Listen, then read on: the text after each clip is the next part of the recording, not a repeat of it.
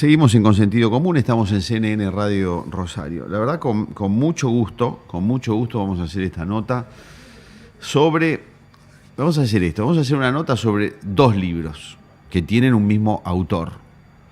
Pero después, con tiempo, le vamos a dedicar una nota a cada libro, porque vale la pena. Ahora vamos a hablar un poquito de los dos, pero después vamos a repasar con Rafael cada uno, porque son realmente temas muy vigentes, muy importantes y de debate, además, Un libro se llama Liberalismo Democrático y el otro Pedagogía Integral por Niveles de Profundidad. Pero yo quiero detenerme un segundo antes de conversar con Rafael para contarle sobre él y leerle una especie de currículum rápido, porque vale la pena. Rafael Micheletti estudió abogacía y profesorado de Derecho. Cursó un doctorado en Relaciones Internacionales y una maestría en Innovación Educativa. Es director de escuela y escritor e investigador independiente. Ha publicado artículos académicos en revistas científicas indexadas y obtuvo reconocimiento en diversos concursos de ensayos nacionales e internacionales. Colabora con Infobae, Tribuna de Periodistas y Fundación Libertad. Pero además de todo esto, es muy joven. Tiene 37 años.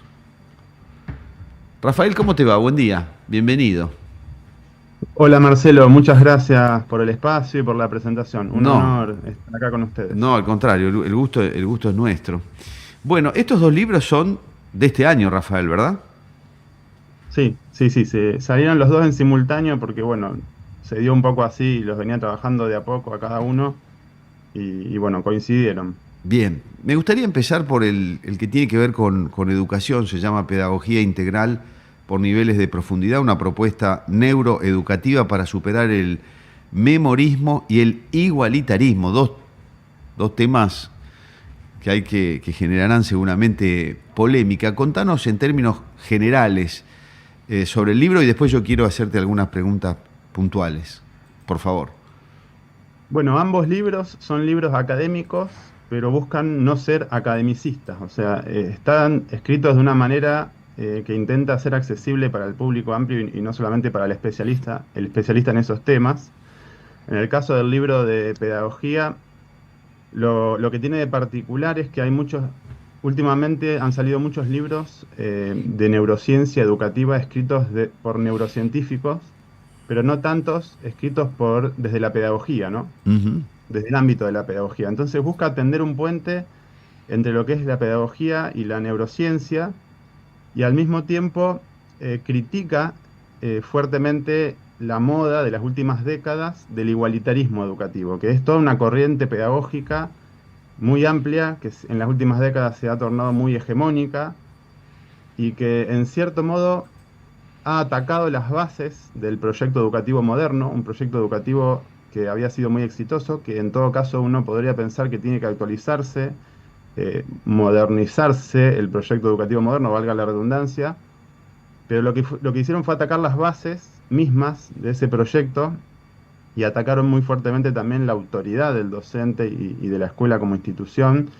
lo que nos dio lugar a sistemas educativos muy ineficaces, débiles, que está a la luz de todos los datos de cómo ha descendido, no solo acá en Argentina, sino en general en Occidente, el nivel de desempeño de la educación.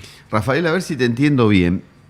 Vos decís, la educación actual sí debe revisarse, debe actualizarse, debe modernizarse, pero antes de eso o al mismo tiempo que eso, hay que revisar que fue atacada en cuanto a los cimientos que traía y no solo hay que modernizarla, sino que tuvimos como una especie de retroceso, o sea, estamos peor que si nos hubiésemos quedado quietos. ¿Está bien lo que estoy diciendo? Claro, así es. Eso es lo más lamentable. Hubo un retroceso, no solo el costo de oportunidad de no haber mejorado, sino un retroceso, que eso es lo que se ve, insisto, en las estadísticas. Uh-huh. Eh, Hay evidencia empírica muy clara sobre esto y es cada vez más común, no solo en Argentina, insisto, sino en gran parte de Occidente y sobre todo en los países donde más se aplicó el igualitarismo educativo. Por ejemplo, Francia o Argentina, que también es un caso, bueno, hay alumnos que egresan sin competencias básicas de lectoescritura, de comprensión de textos.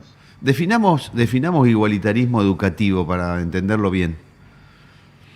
Bueno, el igualitarismo educativo es una corriente amplia que tiene tendencias diversas, pero básicamente se inspira en la sociología marxista, el postestructuralismo y el postmarxismo, que bueno, son palabras que parecen difíciles, pero básicamente tienen que ver con una renovación del marxismo que apunta más a la cultura y no tanto a la economía. Entonces busca conquistar espacios culturales y a partir de ahí surgen lo que se llama el constructivismo radical, que el alumno construye su conocimiento, o sea, no lo recibe del maestro, sino que lo construye por sí mismo, y las llamadas pedagogías críticas, que son pedagogías, por ejemplo, Freire, que en cierto modo favorecen o crean condiciones favorables para el adoctrinamiento. Entonces, eh, hubo una combinación de facilismo, de no exigir, de no calificar, de destruir el sistema de incentivos y al mismo tiempo de empezar a justificar y legitimar lo que es el adoctrinamiento. Entonces, no se entrenó la mente y encima se la quiso inundar con adoctrinamiento, que eso empobrece la mente. Y bueno, el resultado fue obviamente bastante negativo. Ujú. ¿Cómo se corrige todo esto? Porque yo veo que estamos trabados como ñoquis en lo educativo, que todo el mundo dice que hay que cambiar, que hay que mejorar, que hay que hacer, que hay que hacer, pero primero no sé si hay un buen diagnóstico de lo que pasa y después no sé cómo se destraba esto y cómo se corrige. Bueno, no es fácil porque se genera un círculo vicioso, ¿no? Cuando vos no exigiste sanamente, obviamente brindando herramientas, oportunidades, después hay que ver casos especiales que necesitan un apoyo especial, pero vos no podés mentir y no podés decir que aprobó cuando no aprobó, ni podés tampoco vaciar de autoridad al docente, porque el docente sin autoridad no puede exigir sanamente, no puede inculcar hábitos ni desarrollar competencias. Con lo cual hay un círculo vicioso porque cuando vos no exigiste sanamente en los primeros años, después la distancia es cada vez más grande, el déficit es cada vez más grande y la plasticidad cerebral es cada vez menor. Entonces hay que empezar de abajo, desde la primera infancia, desde los primeros grados de primaria, y a partir de ahí ir subiendo y volver un poco a la educación tradicional que está demonizada, obviamente con adaptaciones, con innovaciones prudentes, pero la educación tradicional, hoy en día las neurociencias están demostrando que en buena medida, en muchos aspectos tenía razón. No todo lo nuevo es mejor, ni lo viejo es malo. Hay que analizarlo con evidencia científica, con criterio, y bueno, volver a lo que tenía de bueno la educación tradicional, porque eso se perdió y el retroceso fue muy grande. Bueno, todo esto está en el libro Pedagogía Integral por niveles de profundidad, todo esto y mucho más, ¿no es cierto? Al que le vamos a dedicar después, si no te parece mal, Rafael, más tiempo, Sí, puntualmente. con todo, El otro libro con todo. que Rafael está presentando es Liberalismo Democrático. Me gustaría primero definir liberalismo democrático antes de que lo mismo que en el libro anterior, antes que yo te pueda hacer alguna pregunta, Rafael. Bueno, el liberalismo democrático obviamente es una corriente de pensamiento muy antigua. De hecho, en el libro se muestra que hay ciertos elementos demoliberales, incluso en filósofos de la antigüedad. Obviamente toma más cuerpo y de manera más definida en la modernidad. Y se caracteriza por un liberalismo no solo económico, sino también político. Pero no se trata solo de aceptar la democracia como regla de juego, sino de entender la calidad democrática y la distribución del poder político como un factor primordial de desarrollo. Eso es lo que distingue al liberalismo democrático como cosmovisión o como ideología.